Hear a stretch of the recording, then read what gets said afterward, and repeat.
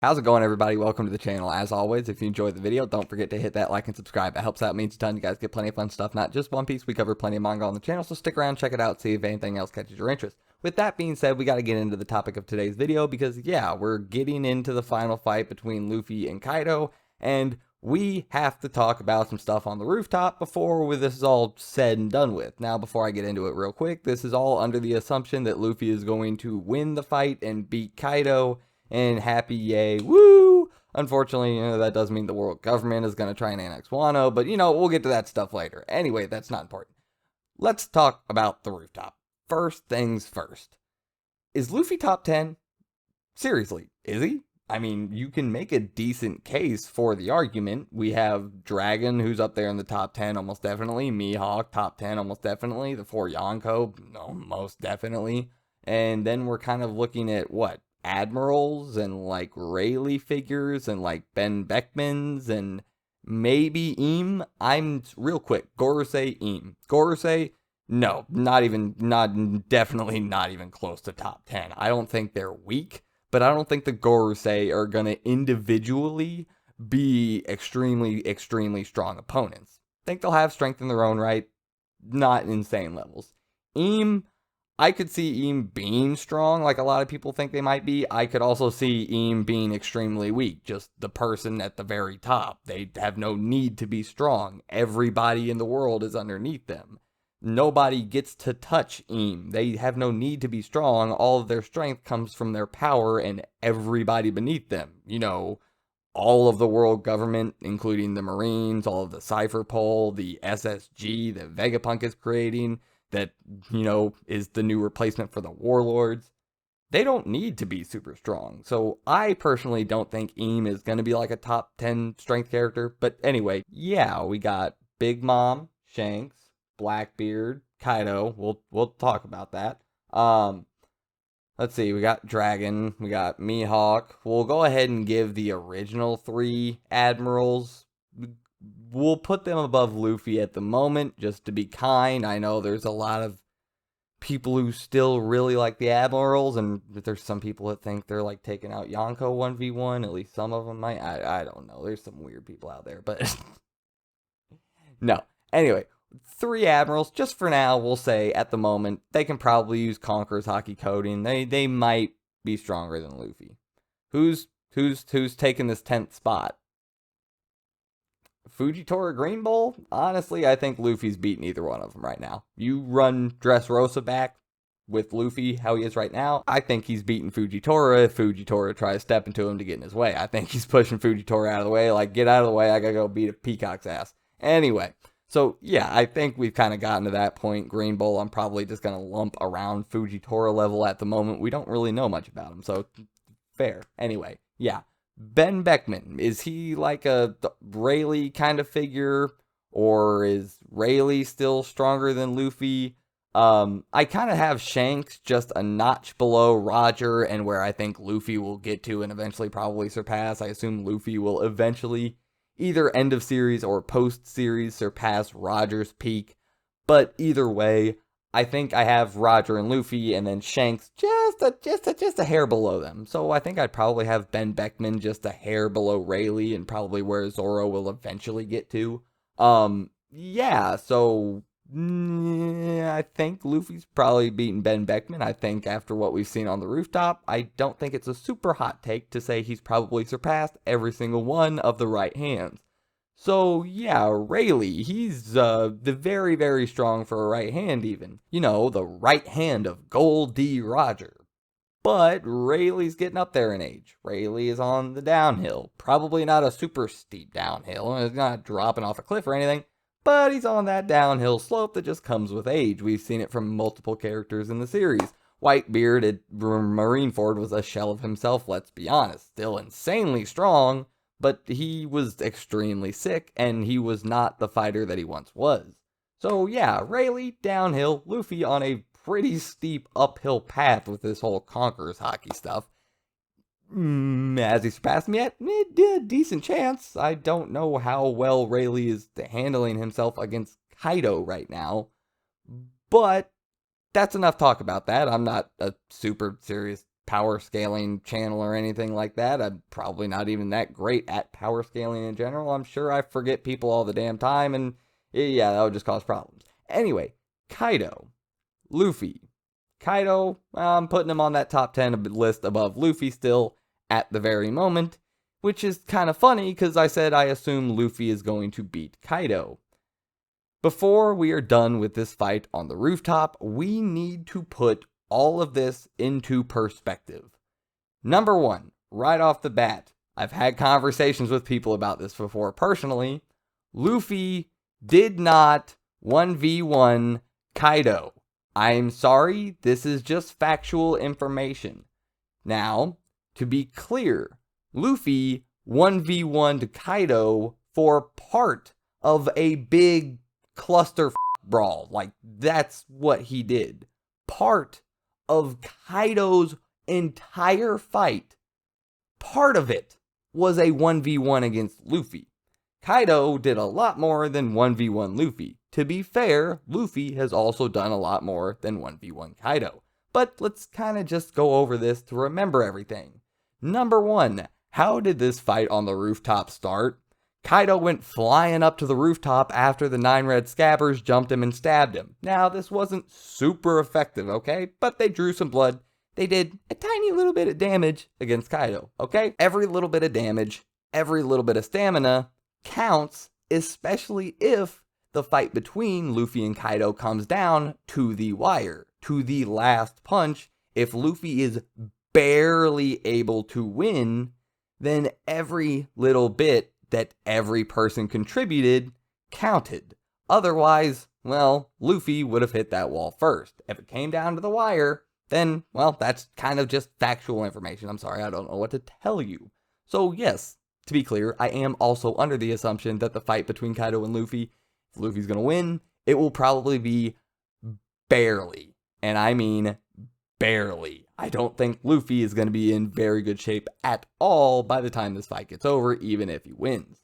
So yeah, these little bits, they help. So yeah, it starts off with Kaido getting stabbed. That's how we started the entire fight. So yeah, it's right off the bat, advantage Luffy. Let's be fair. Nobody just straight up stabbed Luffy to start the fight out of nowhere. In fact, Luffy and his gang kind of instigated this entire fight.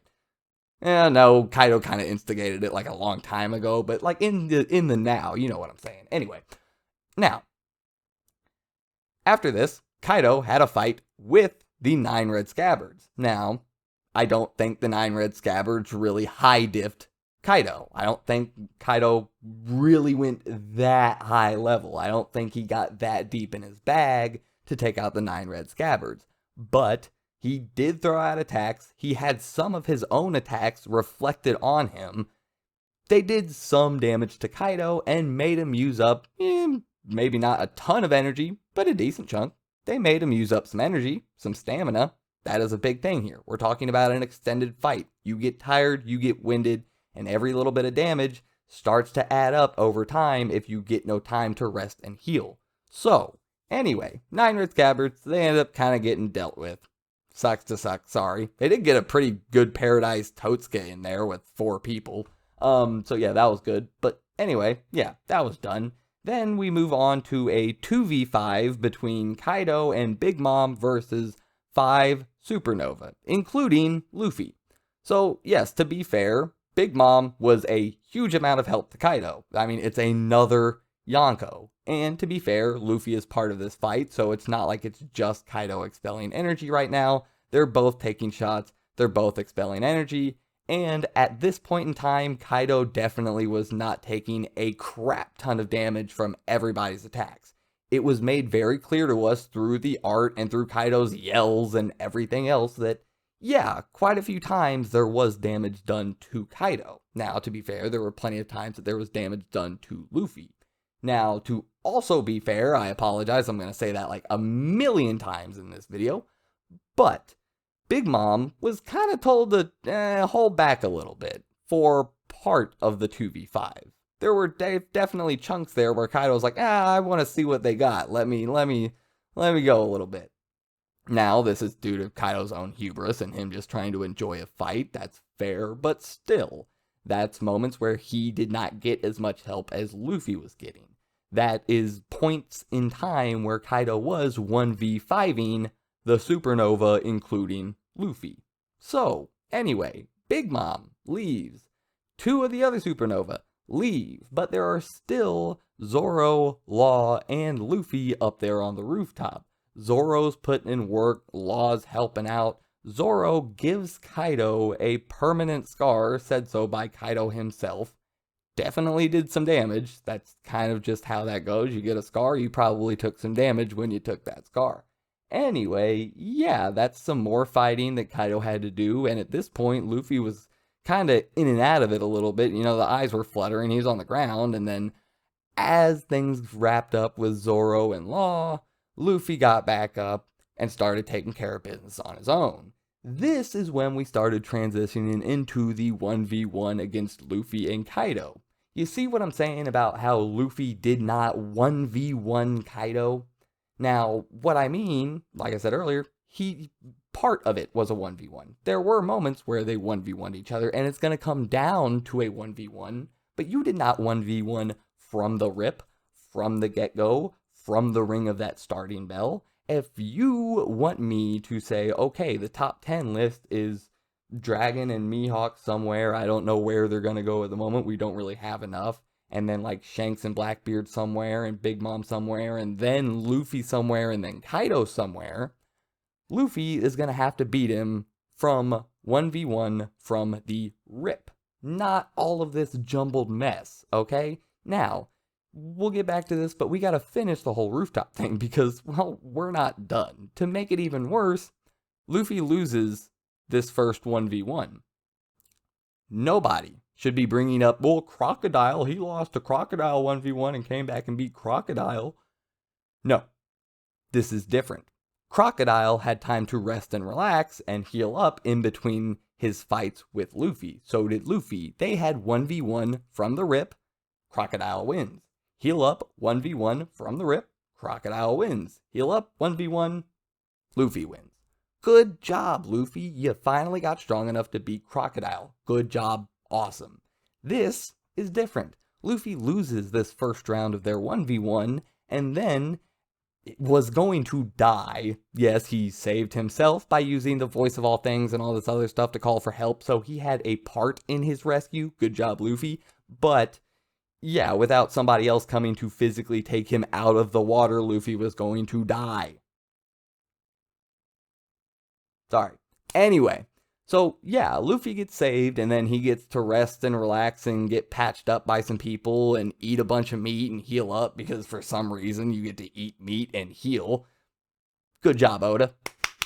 Anyway, yeah, this is One Piece. Luffy got time to eat and heal up and rest and relax for a second before getting back into the fight. No, Luffy didn't go to 100%, but it's a lot better than nothing. And guess what?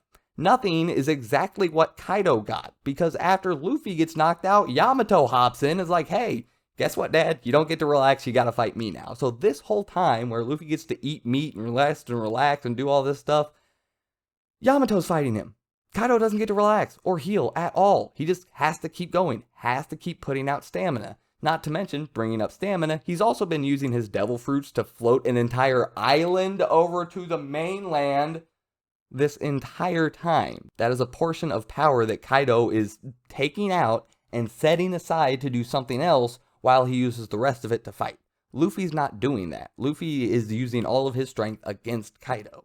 Now, yeah, still fighting Yamato, Luffy's getting to heal. Luffy even gets flown back up to Onigashima, so he doesn't have to expend extra stamina going into Gear 4th and kicking up there himself, while Kaido has to expend extra stamina fighting Yamato.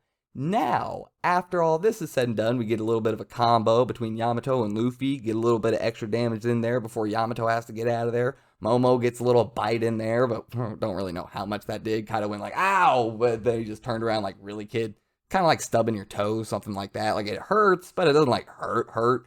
Anyway, yeah, we finally, at this point, get to a 1v1 between Luffy and Kaido. Kaido has had no breaks, no rest, no nothing. Luffy lost, then got saved, and healed up a little bit, then came back this does not prove that Luffy is stronger than Kaido. This proves that throughout this fight, Luffy has gotten to the point where he can now contest against Yonko, which is something he's going to have to be able to do moving forward. Later, we can then prove that Luffy can 1v1 a Yonko from the rip, from the starting bell.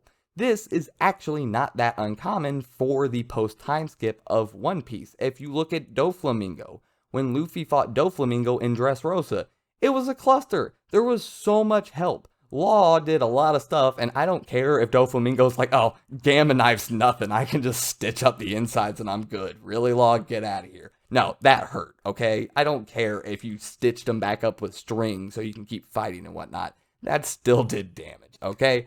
Dofi, also kind of like Kaido, doing the birdcage thing. I think Kaido's is a little bit more impressive, but still, that is, like, I'm going to take a portion of my power, set it over here to do this auxiliary thing on the side, while I focus the rest of it on you.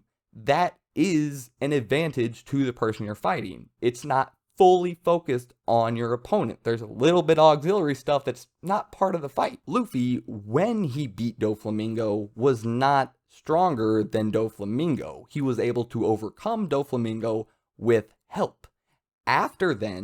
Since then, he has then by far and away, surpassed Doflamingo. The fight with Katakuri, there was a lot of surrounding stuff there. That one was kind of funky with like ideologies and standing back up and I can do what you can do but better, but no you can't because you can't stand back up, and the Marienda thing, and that like messed with Katakuri's like head and mindset, and his mojo was a little off, a little bit different after that, and there's a bunch of stuff. But either way, after the fight, it wasn't super clear one of them was definitely ahead of the other. Since then, Luffy has easily surpassed Katakuri. If and when Luffy beats Kaido right now, this does not prove that Luffy is stronger than Kaido right now. It means he can now contest with him. He has grown to be on par with Kaido throughout the fight against him, and has grown to the point where he will be able to overcome him thanks to his personal growth, his personal drive, and all of the help that he has received along the way in the fight specifically.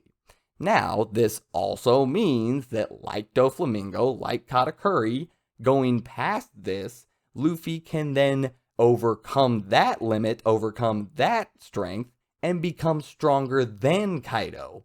This is kind of part of what we've been doing throughout the post-time skip with Luffy's progression when it comes to strength. The pre-time skip, for a lot of it, Luffy was stronger than his opponent first time meeting, or he would lose and then come back for another 1v1, solo 1v1, not a ton of interference, and then end up beating them that way by himself because he was stronger than him. This is part of his progression now. This is kind of something we've been doing. This also does not take away from anything that Luffy has done on the rooftop. Luffy is the only one inside of Wano right now that could overcome Kaido throughout this fight, that could grow strong enough and still be able to beat Kaido with the help. If you gave anybody else in Wano that much help, Kaido would still have beaten them. Even Zoro, my beloved Zoro.